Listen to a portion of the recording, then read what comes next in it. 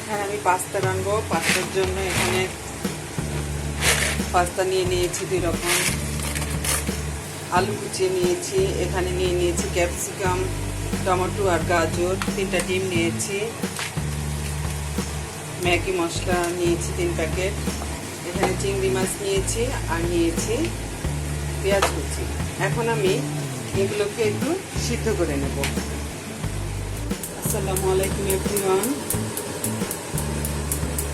আশা করি সবাই ভালো আছেন, আমিও ভালো আছি। তো আজকে আমি আপনাদের সাথে শেয়ার করতে চলেছি পাস্তা রান্না করা। আজকে আমি ডিম দিয়ে আর চিংড়ি মাছ দিয়ে আর সবজি দিয়ে কীভাবে পাস্তা রান্না করি সেটাই আমি আপনাদের সাথে শেয়ার করতে যাচ্ছি।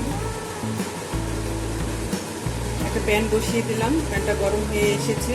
এখন আমি দিয়ে দিচ্ছি রান্নার তেল, দিয়ে দেব পেঁয়াজ কুচি,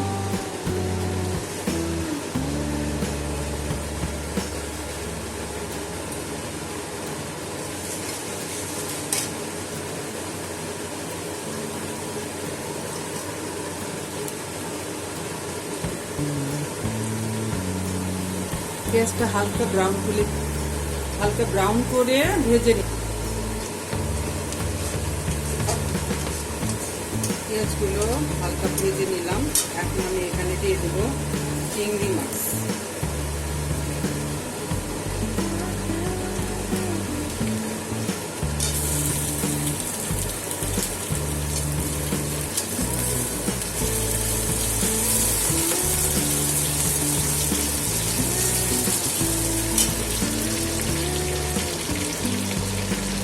লবণ দিয়ে দিচ্ছি,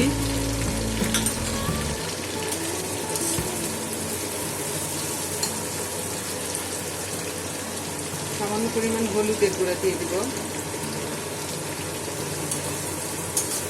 আজকের আমার রেসিপিটা খুবই তাড়াহুড়ার একটা রেসিপি তৈরি করছি, ভুল ত্রুটিগুলো একটু ক্ষমার দৃষ্টিতে দেখবেন। আমি খুব ব্যস্ত, এক জায়গায় যাবো, তবুও আমি চেষ্টা করছি আপনাদের সাথে শেয়ার করার জন্য ভিডিওগুলো। এই জন্য একটু উল্টাপাল্টা হতে পারে, ইগনোর করবেন।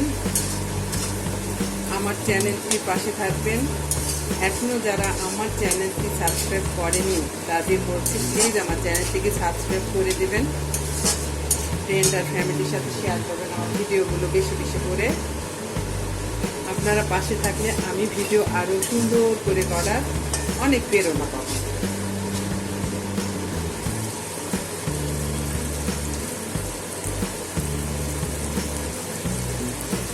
আমি এখানে সামান্য 1 টিস্পুনের মতো আদা রসুনের পেস্ট দিলাম,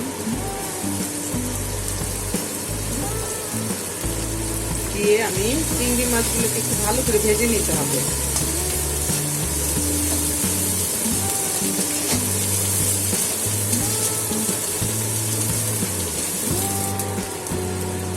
আমার পাস্তার পরিমাণটা একটু বেশি, তাই আমি এখানে 3টা ডিম অ্যাড করছি।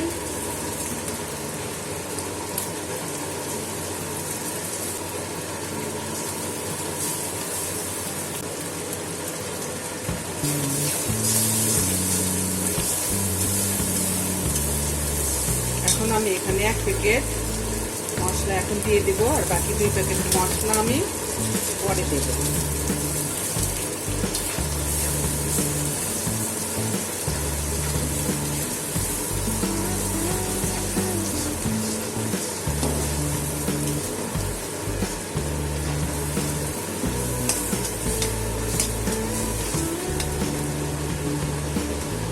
এখন এখানে আমি অ্যাড করছি 2টা টমেটো কুচি নিয়েছি কিছু কাঁচামরিচ।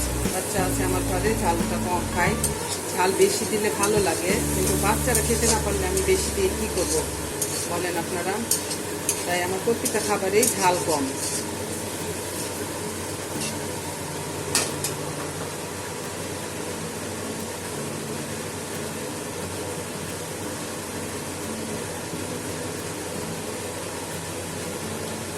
এখানে আমি টমেটো কেচাপ দিয়ে দিব 1 টেবিল চামচের মতো।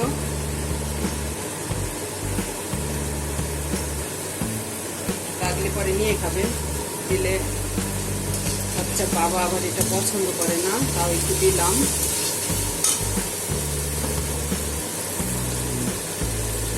দিয়ে দেবো সামান্য সয়া সস। দিয়ে এটাকে আমি ভালো করে নেড়ে নিচ্ছি।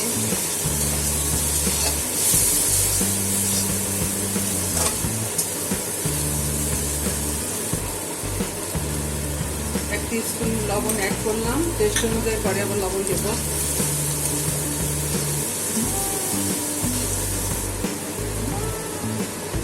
এখানে আমি সব সিদ্ধ করে নিয়েছিলাম। পাস্তার সঙ্গে গাজর ক্যাপসিকামগুলো হাফ সিদ্ধ করে নিয়েছি, ক্যাপসিকাম সিদ্ধ হতে চায় না।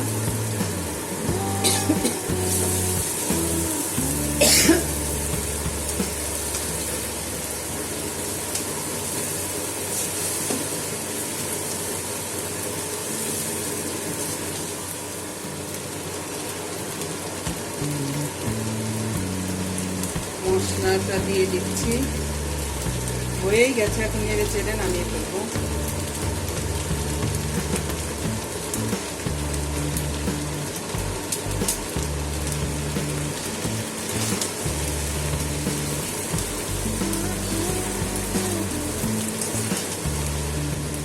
আমার পাস্তা রান্নাটা হয়ে গেছে, দেখুন খুব সুন্দর হয়েছে রান্না। দেখেই লোভনীয় মনে হচ্ছে, খেতে ইচ্ছে করছে। এভাবে আপনারা ট্রাই করে দেখবেন। আরেকদিন আপনাদের সাথে আমি বিফ কিমা দিয়ে পাস্তা শেয়ার করব, চিকেন দিয়ে পাস্তা শেয়ার করব। আজকে আমি ওগুলো রেডি করে নিয়ে যেতে পারিনি, যার কারণে বিফটা দিতে পারিনি, চিকেনটা দিতে পারিনি। যাই হোক, আজকের পাস্তাটা খেতে ইয়াম্মি হয়েছে, আপনারা দেখছেন। দেখুন খুব সুন্দর হয়েছে। যাই হোক, আমার পাস্তা রান্নাটা শেষ হয়ে গেল। লবণ সব ঠিকঠাক আছে, তাই লবণ আর দিলাম না। যেহেতু সয়া সস দিয়েছি, চিংড়ি ভাজার সময় দিয়েছিলাম লবণ।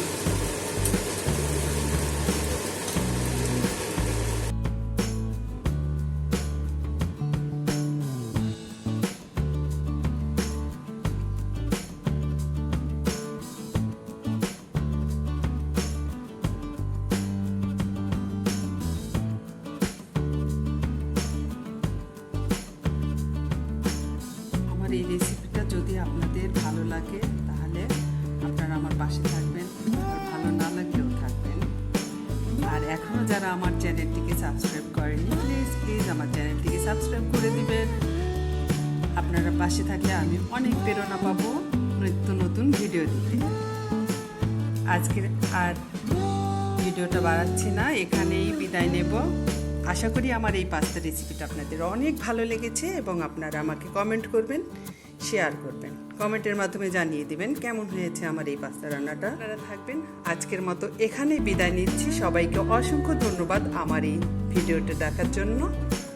আল্লাহ হাফেজ।